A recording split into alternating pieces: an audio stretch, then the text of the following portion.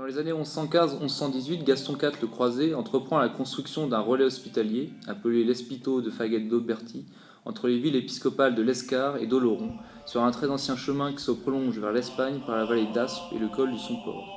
Un conflit juridique s'ensuit, et la charte albertine est finalement signée entre les partisans de Gaston IV et les successeurs du seigneur de Bédos, alors dédommagé par 90 brebis pleines. La construction de l'hôpital peut alors continuer sous la conduite des chanoines réguliers de Saint-Augustin.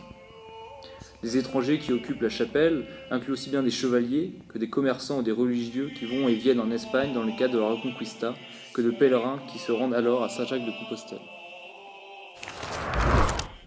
En effet, à son retour de croisade, Gaston IV le Croisé fait appel aux chanoines réguliers de Saint-Augustin pour organiser l'itinéraire du Somport et d'offrir ainsi aux pèlerins un lieu d'accueil, de repos et de soins.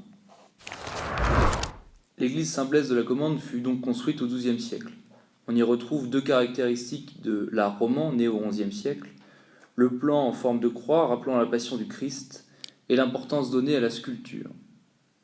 La sculpture romane fait effectivement partie intégrante de l'architecture du bâtiment. La sculpture à l'époque romane ne se conçoit pas comme une sculpture autonome, et le sculpteur travaille à même le mur ou au sol les éléments qui sont ensuite assemblés.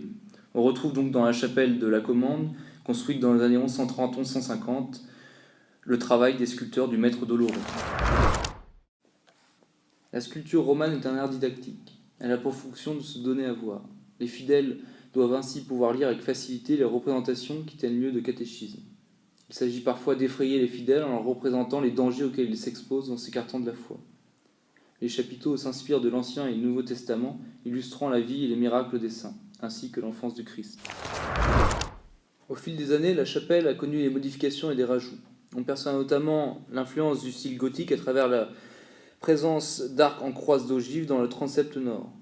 La proximité géographique avec le royaume musulman au sud explique la présence d'éléments de l'art arabo-andalou perceptibles à travers les lucarnes, aussi appelés les mukarmas. Exemple type d'église romane, relais majeur pour les pèlerins sur la route de Saint-Jacques-de-Compostelle, édifice aux influences multiples, l'église Saint-Blaise la Commande mérite le détour.